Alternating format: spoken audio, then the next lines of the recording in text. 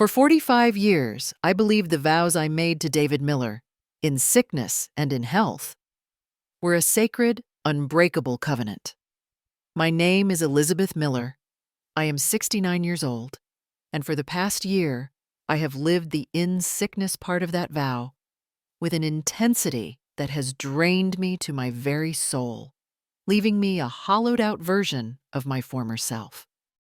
When David retired, a man who had always been as robust and active as a man 20 years his junior, he suddenly, dramatically, claimed he was too sick to even walk across the room unaided.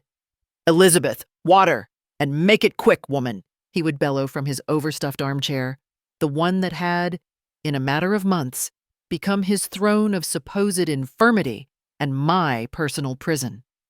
I became his servant, his nurse, his constant attendant, his prisoner. But the universe, or perhaps just the relentless march of modern technology, has a funny, often ironic way of revealing hidden truths.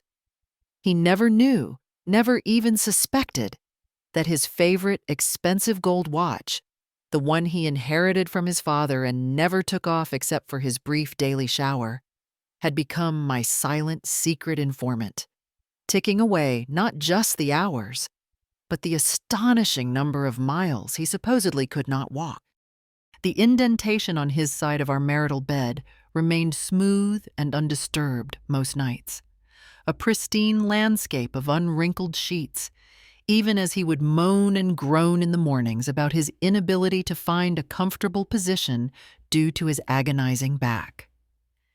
It was one of the first small cracks in the carefully constructed facade of his debilitating illness, a tiny detail that my increasingly weary and suspicious mind latched onto. If you are listening to this story, thank you so much for being here. Let us know where you are joining us from in the world, and do not forget to subscribe to become part of our growing community.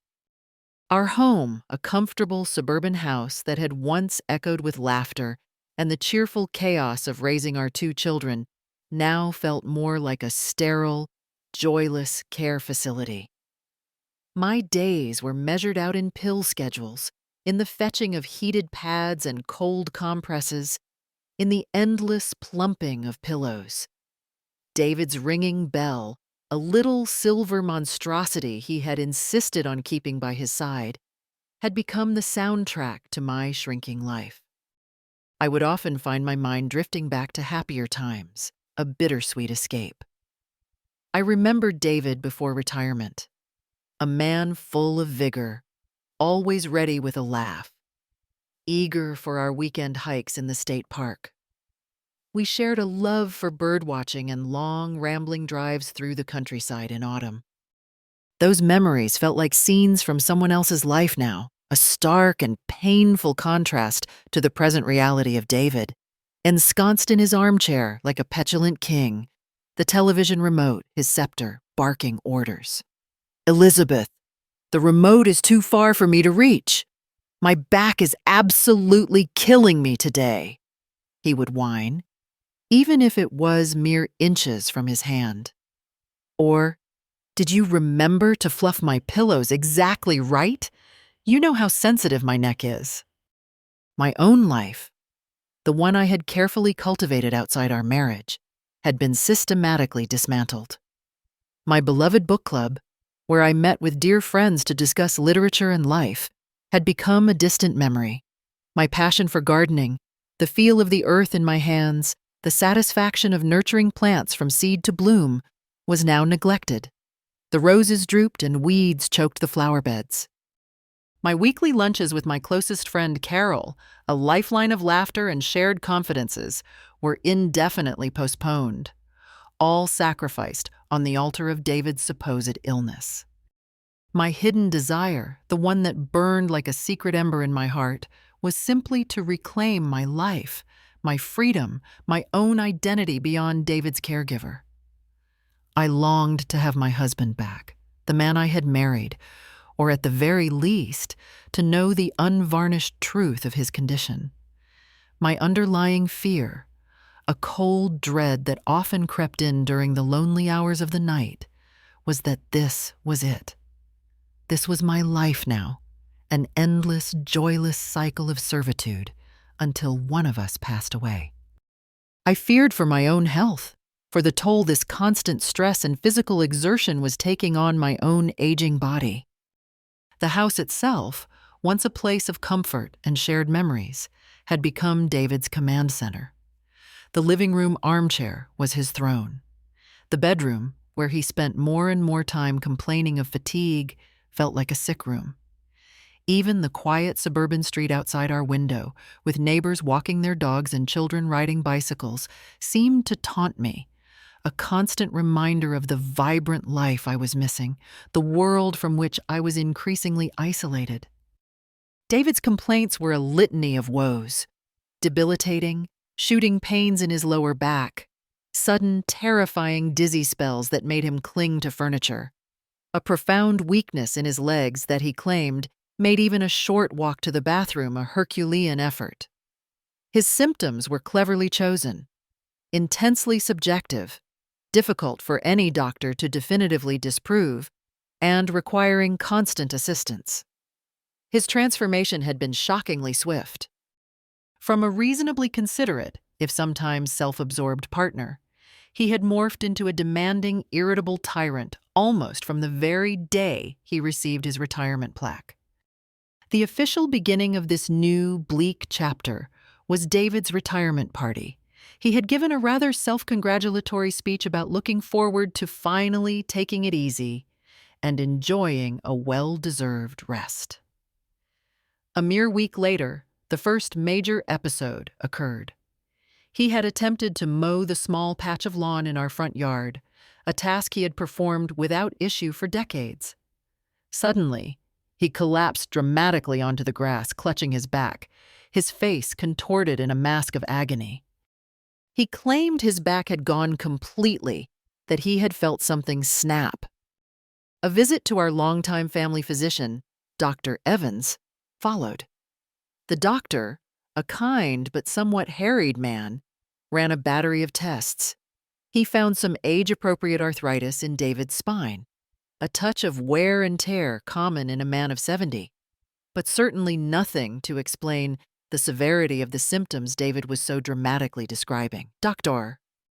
Evans, unable to pinpoint a catastrophic underlying condition, suggested rest, mild prescription pain relievers, and advised David to listen to his body. David seized upon this vague advice as complete medical validation for his transformation into a helpless invalid.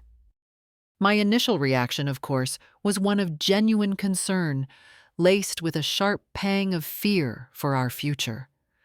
I loved David, or at least, I loved the man he had been. I dedicated myself wholeheartedly to his care, putting my own life, my own needs, completely on hold. I called the book club members to explain my absence. I phoned Carol and regretfully canceled our standing lunch date, promising to reschedule as soon as David was a little better. Weeks turned into months, and a little better never seemed to arrive. Months dragged by in a monotonous blur of caregiving. David's demands escalated in direct proportion to my dwindling energy. My own aches and pains, the creaks and groans of my own 69-year-old body, were ignored by him and increasingly by myself. There was simply no time, no space for my own needs. A specific incident marked the true beginning of my internal shift. Carol, bless her loyal heart, called one afternoon, her voice full of genuine concern, having not seen or properly heard from me in nearly 6 weeks. As I tried to explain, my voice strained and quiet. David began a particularly loud and theatrical tirade from the living room. "Elizabeth, this tea is too hot. It is scalding my tongue. Are you trying to injure me now on top of everything else?" I had to cut Carol short, murmuring a hasty apology, my cheeks burning with a mixture of embarrassment and frustration. After I hung up, a deep pang of guilt, followed by an even deeper sense of loss for my friendships, for my connection to the outside world, washed over me. The first definitive turning point, the moment the first real seed of suspicion was firmly planted in my exhausted mind, came a few days later. David was supposedly asleep in his armchair, his breathing deep and regular, a soft snore rumbling in his chest. I tiptoed into the kitchen, desperate for a few moments of peace, and settled down with a book I had been trying to read for weeks. I had barely managed to get through a single page when he suddenly, urgently, yelled from the other room, "Elizabeth! I need my leg massager, now! My circulation is going. I can feel my feet going numb." I rushed back into the living room, my heart pounding with alarm. He was watching a particularly vigorous action movie on television, explosions booming from the screen. For a split second before he registered my presence in the doorway, he looked perfectly fine, his attention completely absorbed by the film. Then, as his eyes met mine, he groaned dramatically, his face contorting into a mask of pain, his hand clutching his calf. "Oh, the agony!" he gasped. He groaned, clutching his leg as if it were about to fall off, his eyes squeezed shut in mock agony. But for that split second, that unguarded moment before he registered my presence, I saw a flicker of something else in his eyes. Not pain, not discomfort, but a flash of raw impatience, perhaps even boredom. Was I losing my mind from sheer exhaustion and stress, or was my husband of 45 years, the man I had built a life with, playing a cruel, elaborate, and utterly selfish game? What would you do if you started to suspect that the person you had vowed to care for, the person you loved, was systematically exploiting your love, your loyalty, and your deepest sense of duty? My suspicions, once ignited, began to smolder. I started observing David more closely, more critically, albeit discreetly. I began to notice small but significant inconsistencies in his behavior. He would complain that he could not possibly bend down to pick up something he had dropped, yet I once saw him, when he thought I was out of the room, deftly retrieve a dropped biscuit from under his armchair with surprising agility. His debilitating, dizzy spells never seemed to occur when his favorite sports team was playing a crucial match on television. During those times, he could sit bolt upright for hours, shouting advice at the screen with undiminished vigor. The remote control, often declared too far to reach when I was in the room, was easily snagged by him if I happened to be in the kitchen or upstairs for a prolonged period. A memory surfaced, unbidden and sharp. A few years prior, David's best friend Tom had been genuinely, seriously ill with pneumonia. David's reaction at the time had been surprisingly dismissive, even callous. "Oh, Tom's always been a bit of a hypochondriac," he had said to me. "He's probably exaggerating for attention, wants his wife to fuss over him." The hypocrisy of that statement, viewed through the lens of my current situation, now felt stark and deeply unsettling.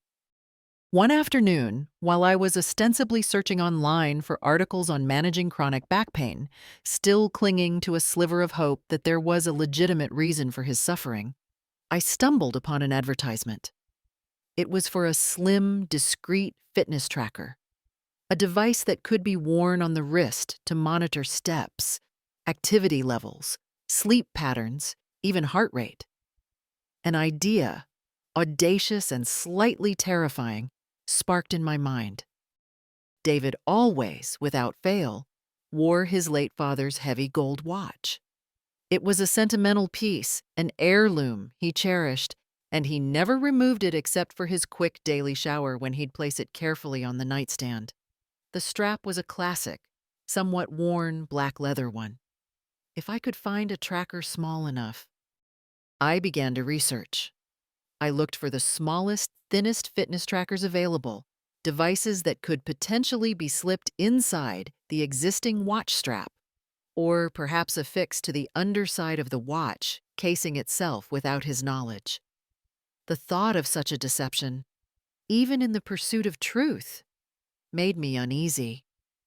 But the alternative, continuing to live as his captive, a prisoner of his increasingly suspect ailments, was becoming unbearable.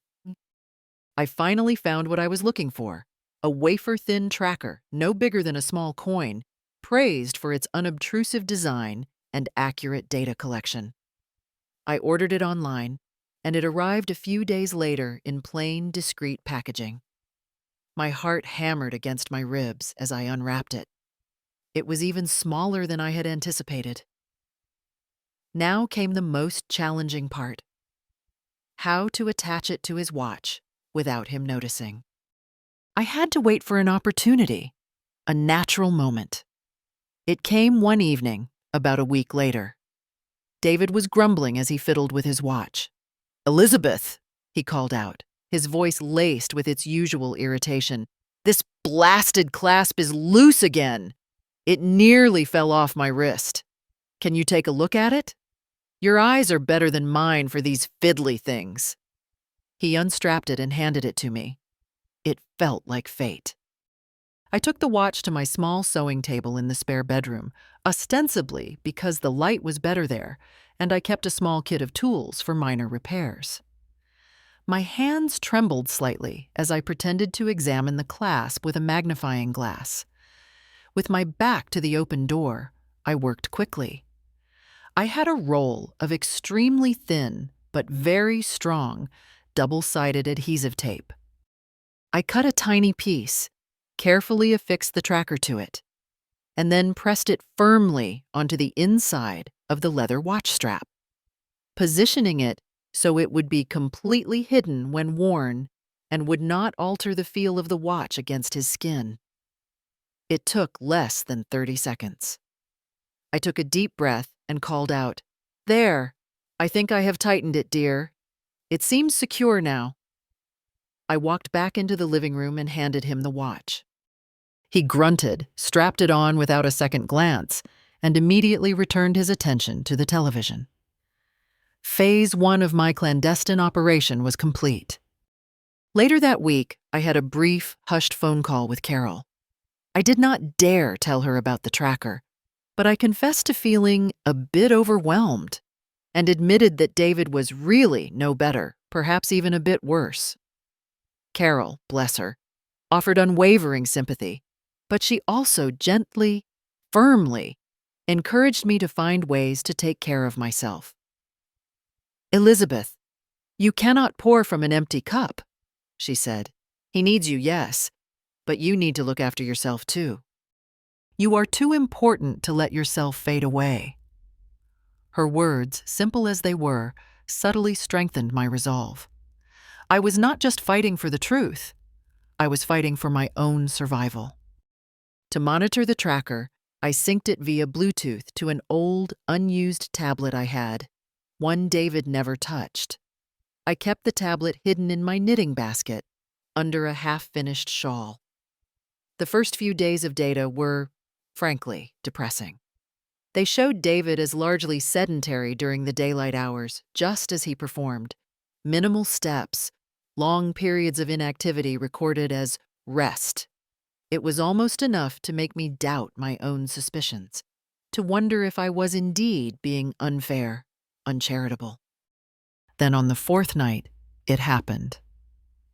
I had gone to bed utterly exhausted, as usual, around 10 o'clock. David had claimed to be settling in for a long, painful night in his armchair. The next morning, when I checked the tablet, my breath caught in my throat. My heart began to pound with a mixture of dread and a strange, vindictive excitement. After midnight, well after I was sound asleep, the tracker had registered a significant, sustained spike in activity. Thousands upon thousands of steps, consistent movement for over an hour, indicating purposeful walking, not just a few restless trips to the bathroom. The step count was equivalent to nearly 2 miles. I stared at the graph on the tablet screen, my mind reeling. Disbelief warred with a sickening, rising tide of certainty. Where on earth could he be going? What could he possibly be doing out in the dead of night when he claimed to be virtually crippled by pain? I made a critical decision then and there. I would not confront him immediately. One night's data, however shocking, might be explained away, dismissed as a fluke, an anomaly. I needed more. I needed irrefutable proof, a pattern of behavior that he could not possibly deny or rationalize. This was no longer just a vague suspicion. This had become a covert investigation into the truth of my husband's life, and by extension, my own. I became meticulous, almost obsessive. Each morning, before he woke, or rather before he began his performance of pained awakening, I would check the tablet. I started keeping a small, hidden notebook, carefully noting the times of his alleged bad spells, his specific complaints, and then cross-referencing them with the stark, objective data from the fitness tracker. The pattern that emerged was undeniable, and it was chilling. Daytime invalid, nighttime adventurer. Night after night, the data painted the same damning picture. Long periods of significant activity, always commencing after I had gone to bed, and he believed himself to be unobserved. The step counts varied, but they were consistently high, sometimes equivalent to 3 miles, sometimes 4. Always between the hours of midnight and 4 in the morning. One particularly startling night, the tracker even showed a period of elevated heart rate, consistent with brisk walking or perhaps even a light jog, around 2 a.m.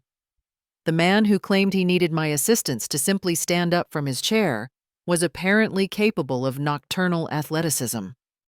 The emotional toll on me during this period of secret evidence gathering was immense.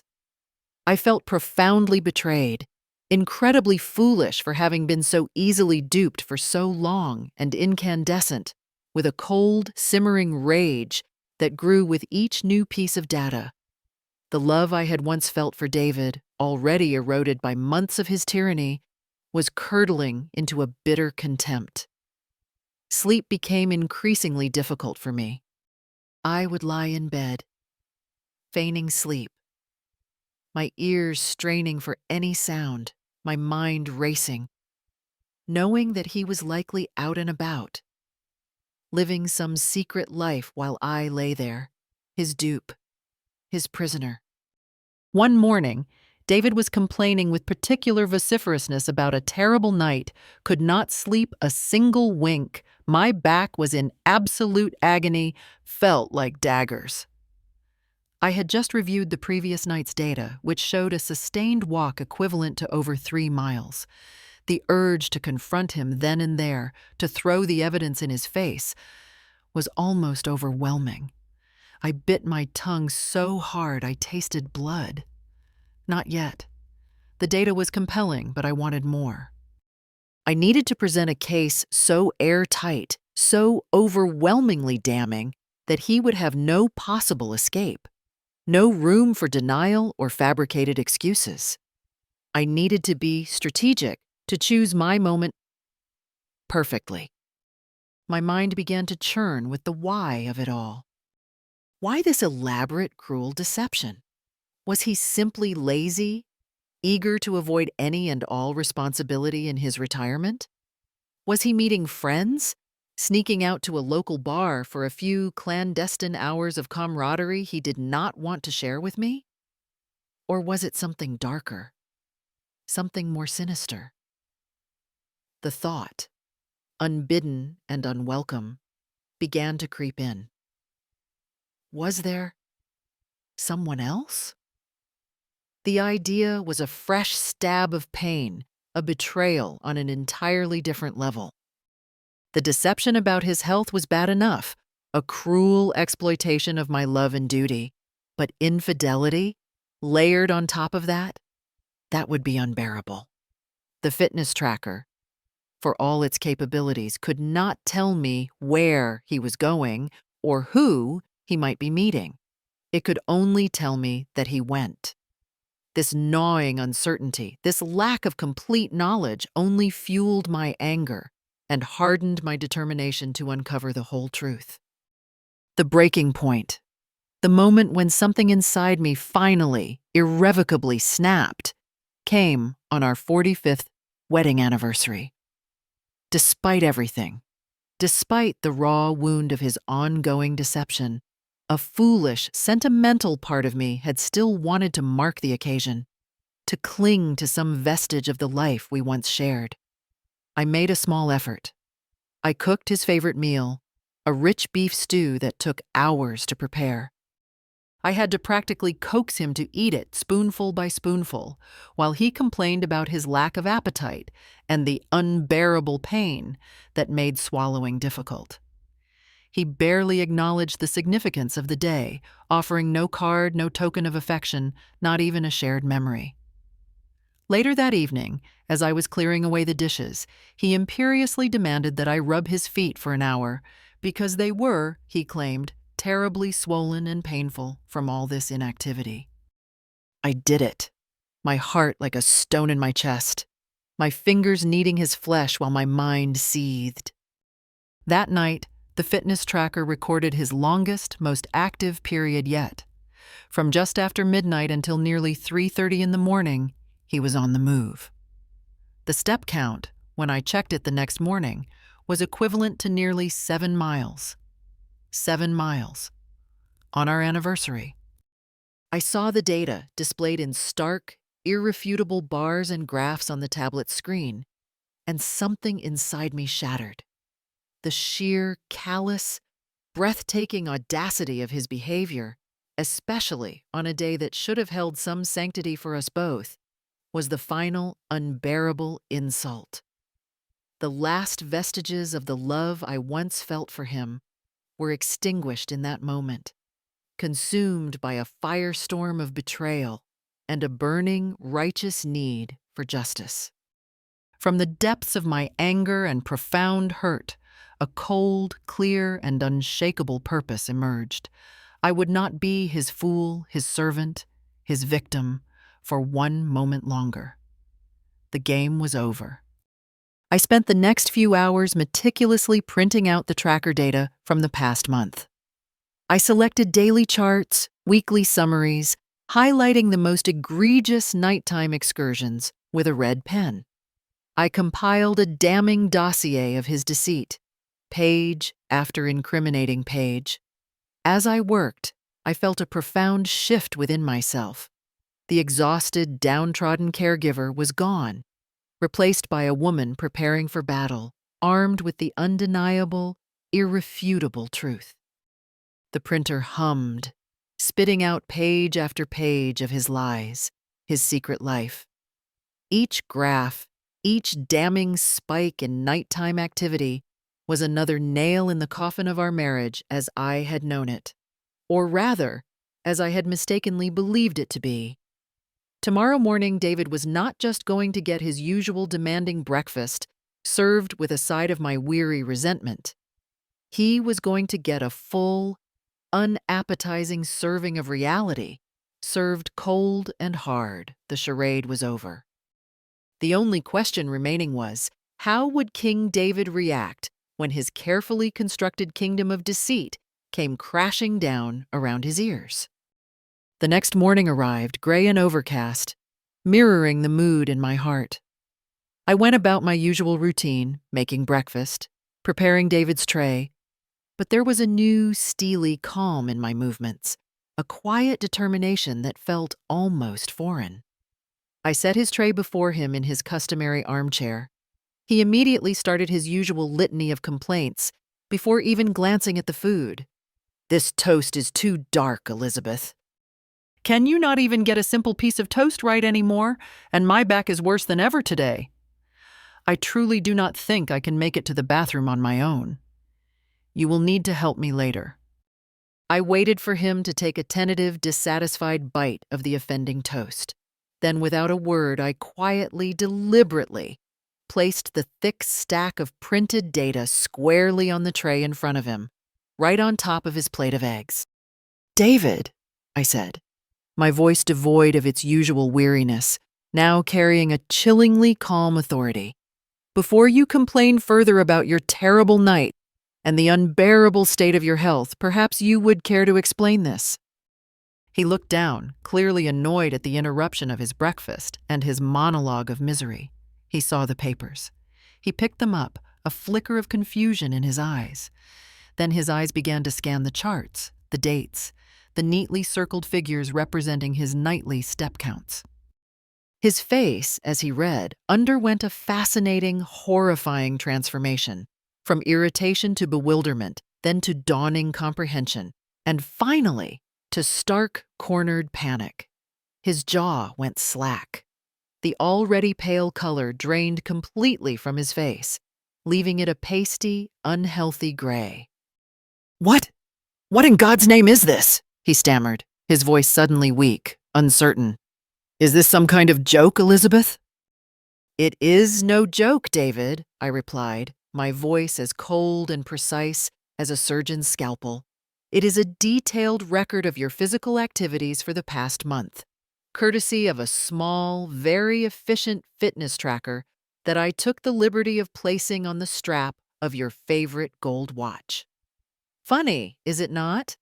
For a man supposedly too sick to walk to the kitchen for a simple glass of water, you seem to manage quite a bit of vigorous nocturnal exercise." I paused, letting my words hang in the air, watching him squirm. "For example," I continued, my voice relentless, "3 nights ago, you apparently walked the equivalent of 5 miles between the hours of 1 and 3:30 in the morning. Last night, it was closer to 4 miles. And on our 45th wedding anniversary, David, while I was at home tending to your crippling pain and rubbing your swollen feet, you were out for nearly 3 hours, covering a distance of almost 7 miles. Pray tell, David, where exactly does a man in your dire, debilitating condition find the superhuman energy for such marathon strolls in the dead of night?" David was speechless. He sputtered, his mouth opening and closing like a stranded fish, trying to form words, but nothing coherent came out. He looked from the incriminating papers clutched in his trembling hand to my unyielding face, his eyes wed with a desperate mixture of fear and burgeoning fury at being so comprehensively caught. You spied on me?" he finally managed to choke out, his voice a hoarse whisper. "I sought the truth, David," I retorted, my voice like ice. "Something you seem to have entirely forgotten the meaning of. For over a year, you have systematically lied to me, manipulated me, and callously turned me into your personal, unpaid servant, all based on a cruel, contemptible charade of illness. You have stolen my life, my friends, my energy, my peace of mind. Well, David, I am here to tell you, the performance is over." He tried one last desperate gambit, his eyes darting around the room as if seeking an escape route. I must have been walking in my sleep. Yes, that is it. It is a medical condition, somnambulism." I allowed myself a small, humorless smile. "Sleepwalking, David?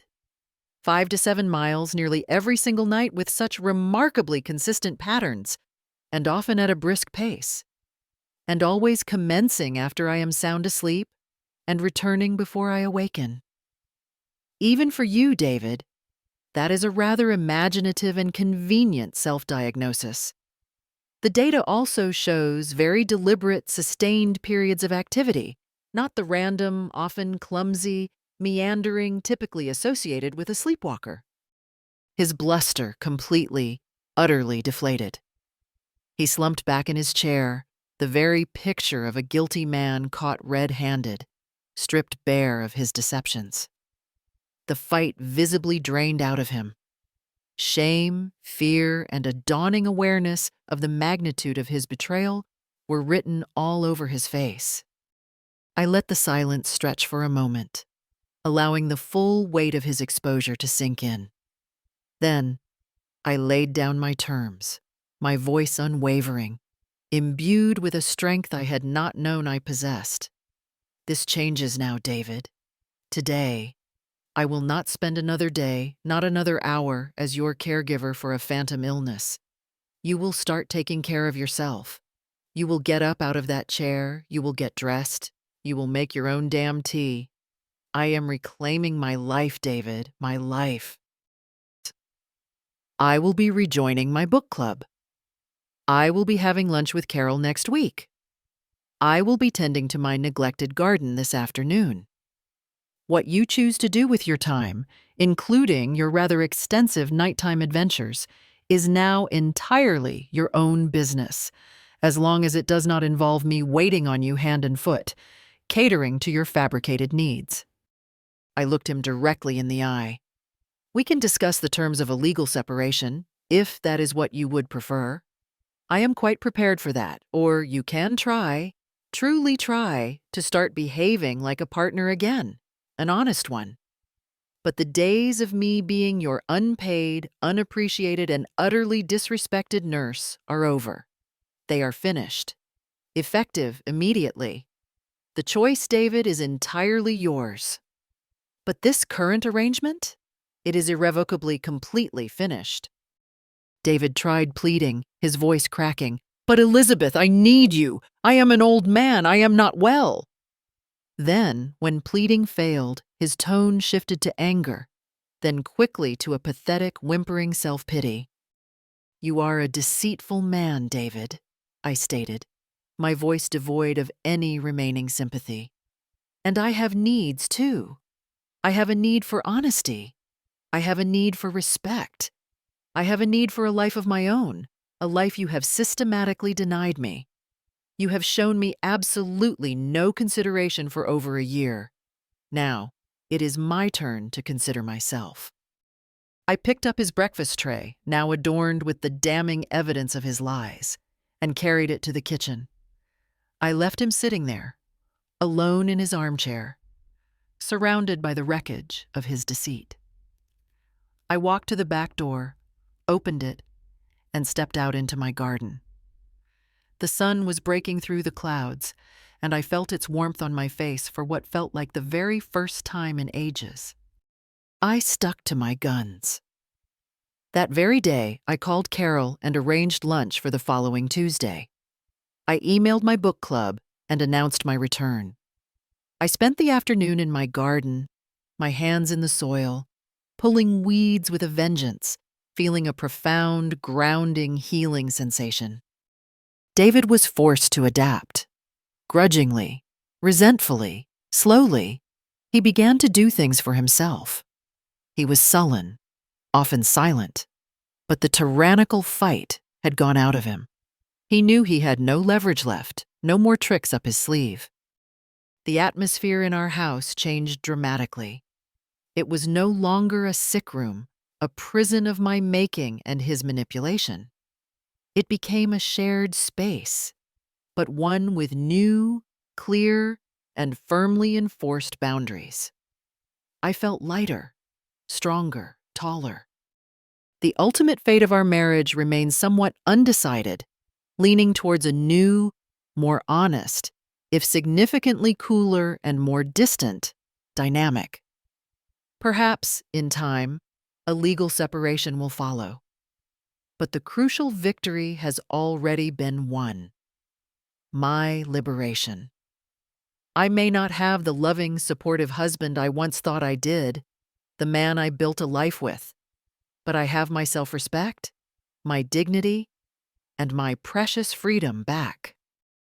That expensive gold watch, his cherished symbol of status and sentiment, ironically became the key that unlocked my prison door. He thought it merely told time. Instead, it told the unvarnished truth of his betrayal.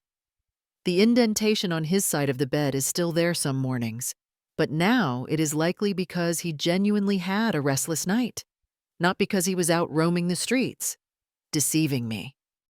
Or, perhaps, more accurately, he simply has nowhere else to go now that his secret life has been so thoroughly exposed. As for me, My side of the bed feels much more comfortable these days.